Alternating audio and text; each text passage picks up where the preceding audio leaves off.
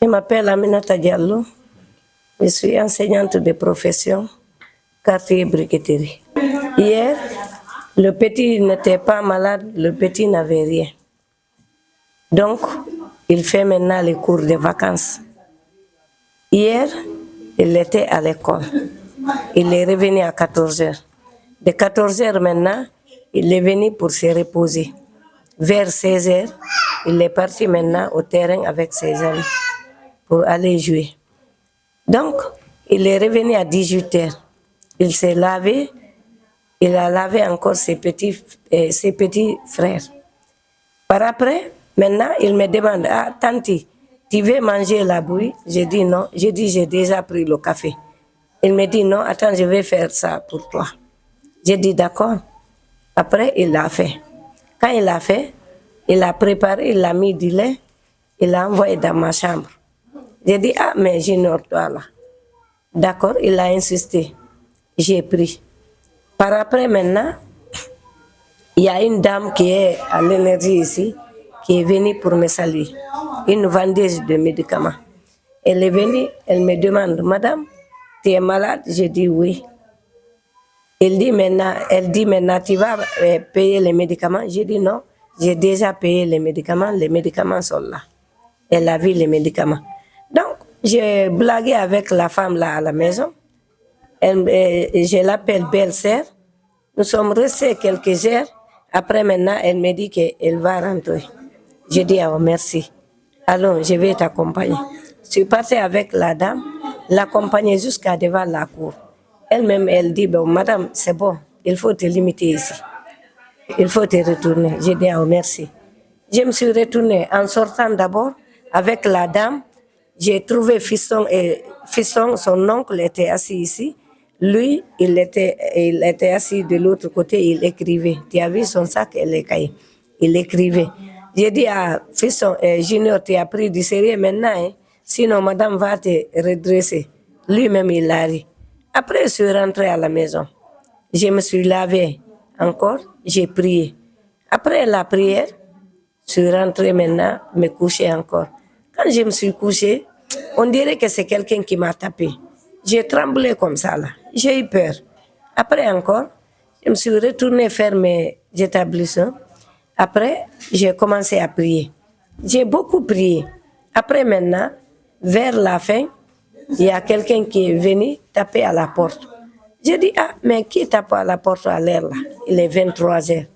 Mais comme j'ai entendu la voix, c'était la voix d'un enfant, j'ai dit, je n'ai pas eu peur. Si c'était un homme, non, je n'osais pas ouvrir la porte. Après, directement, j'ai ouvert la porte. On me dit que, ah, tanti, Junior criait devant la cour. J'ai dit, ah, Junior était en conflit avec qui? On me dit que non, nous on ne connaît pas. Lui, il criait seulement devant la cour.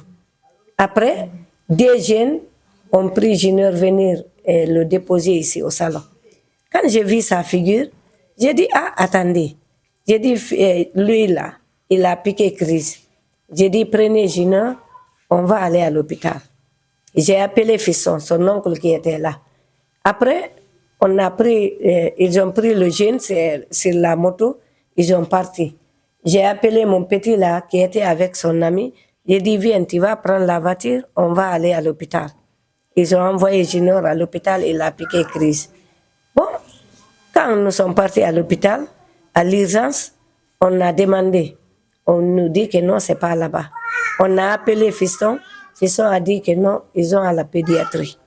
Nous sommes partis maintenant à la pédiatrie. Bon, j'ai demandé le docteur. Ils m'ont dit que non, ça va. Que non, il n'y a rien.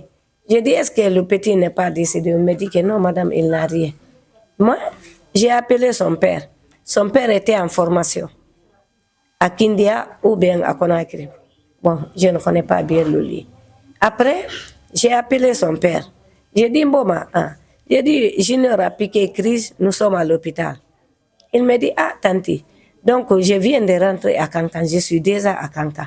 Donc je viens à l'hôpital. Je vais prendre un taxi pour vous trouver là-bas. J'ai dit, d'accord, il n'y a pas de problème. Mon Benjamin là, est rentré dans la salle. Quand il a vu le petit, il a commencé à pleurer. J'ai dit, mais hélas, qu'est-ce qui ne va pas? Il me dit, ah, il n'y a rien. J'ai dit, est-ce que Junior vit? Il dit, oui, il vit, qu'il n'a rien. Et j'ai eu peur maintenant de me donner l'information. J'ai appelé aussi Bijou, la petite sœur de sa maman, pour la donner l'information. Elle laisse son mari à 5 francs. Après, elle est venue en courant. Elle a eu peur. -5, elle n'a pas tombé dans l'air fossé là-bas. Le docteur m'a dit, eh madame, fais doucement. Sinon, si tu marches comme ça et si tu arrives à tomber, et le petit n'a rien, reste tranquille. Maintenant, quand le papa du petit est venu, ils ont demandé d'envoyer d'abord un drap de lit. Quand ils ont envoyé ça, ils ont mis le petit dans ça. Pour moi, ils vont laisser le petit sera hospitalisé à l'hôpital. Par après, ils ont mis le petit sur l'autre là, leur brouette là. Son papa est arrêté, il dit que c'est mon fils, quel est son état? Ils ont dit que non, vraiment le petit est décédé. C'est là où je suis que le petit est décédé. Sinon, je ne sais rien dans tout ça, ce que le petit en avait. Il n'était pas malade, ni rien. Il n'avait absolument rien. Donc le petit est parti comme ça. Là. Je ne reconnais rien. Est-ce que vous avez un appel à lancer à la justice? Oui, je vais demander à la justice de mener les enquêtes parce que ça, c'est un cas très urgent. Le petit, tous les voisins et voisines ont entendu le cri du petit, que le petit criait, demandait, eh, pardonnez-moi, excusez-moi, pardonnez-moi. Mais moi, je n'étais pas au courant, j'étais déjà dans ma chambre. Donc, je demande à la justice de m'aider, de venir encore toujours sécuriser la population. Sinon, là où nous sommes comme ça c'est pas bon. J'ai eu peur. Sa maman vient de décéder. Sa maman est décédée le 17 mars passé là. Donc, lui aussi, il est parti derrière ça. Ce qui s'est passé.